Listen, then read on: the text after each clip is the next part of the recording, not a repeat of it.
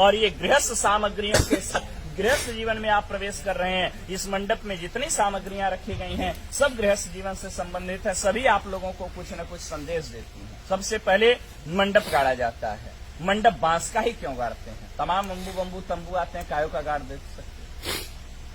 बांस की विशेषता होती है, बांस सबसे बड़ा वृक्ष माना जाता है, लंबाई में सबसे ज्यादा होता है, लेकिन जब ऊंचाई पर जाता है तो जाने के बाद क्या हो जाता है? झुक जाता है। यह बांस वर और कन्या को आप लोगों को यह संदेश देता है कि जीवन में आप लोग कितनी ही ऊंचाई पर क्यों न जाइएगा, हमेशा अपने श्रेष्ठों के प्रति विनम्रता का भाव रखिएगा, क्योंकि नमंती फलिनो वृक्षा नमंती गुणिनो जना शुष्क वृक्षाश मूर्खाश न नमंती कदाचन। फलने वाला वृक्ष और गुणी व्यक्ति हमेशा झुके रहते हैं, मूर्ख व्यक्ति और सूखा पेड़ कभी झुकता नहीं।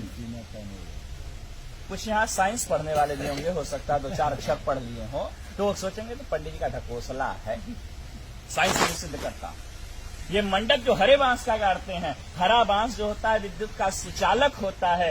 मंडप को कुश और काश से छाते हैं। कुश और काश जो होता है वो कुचालक होता है, ठीक है ना। ये सुचालक होता है, वो कुचालक होता है, ठीक है ना। वो नॉन कंडक्टर है, ठीक है ना। तो इसीलिए यदि आकाशीय विद्युत गिरे तो मंडप में बैठे हुए लोगों के ऊपर, वर कन्या के ऊपर उस विद्युत का कोई प्रभाव न हो, उसी बांस के माध्यम से वह अर्थ में समाहित हो जाए, धरती में चला जाए। इसी कारण इसीलिए हरे बांस का मंडप लगाया जाता है। भारत कृषि प्रधान देश है और कृषि कार्य बिना हल के संपादित नहीं होता, इसलिए हरीश गाड़ा जाता है।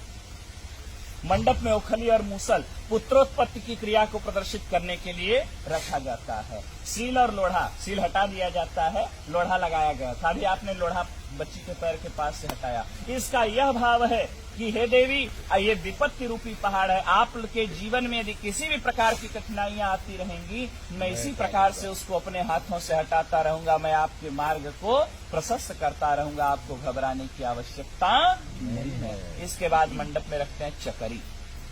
चकरी कहाँ रखे हैं? चकरी के 2 पार्ट होते हैं, दोनों पार्ट अलग अलग होते हैं, लेकिन ये पार्ट जुड़ते किससे हैं? एक खूंटी से जुड़ते हैं, ठीक है ना। जब तक ये दोनों पार्ट खूंटी से जुड़े रहते हैं तब तक इसमें रहर डालिए, मटर डालिए, चना डालिए, कितना कड़ा पदार्थ डालिए, सबको दलते हुए बाहर कर देता है। लेकिन जिस दिन ये खूंटी टूट जाती है उस दिन दोनों पार्टों का कोई महत्व नहीं रह जाता। यह वर और कन्या भी चकरी के 2 पार्ट के समान है, और ये वर और कन्या जो आज पति पत्नी के रूप में परिणत होने जा रहे हैं, पति पत्नी का रिश्ता जो होता है एक विश्वास का रिश्ता होता है। जब तक विश्वास है तब तक पति पत्नी का जीवन बड़ा सुंदर होता है, कितनो अभाव रहे, कितनो प्रभाव रहे। लेकिन जिस दिन विश्वास रूपी खूंटी पति पत्नी के बीच से टूट जाती है उसी दिन से वर और कन्या अर्थात पति और पत्नी का जीवन नारकीय हो जाता। इसी भाव को प्रदर्शित करता है यह चक्र। हाँ, सुग्गा। सुग्गा क्यों लगाते हैं मंडप में? सुग्गा मीठा बोलता है। बोले महाराज सुग्गा से भी मीठा तो कोयल बोलती है, कोयल लगा देना चाहिए था।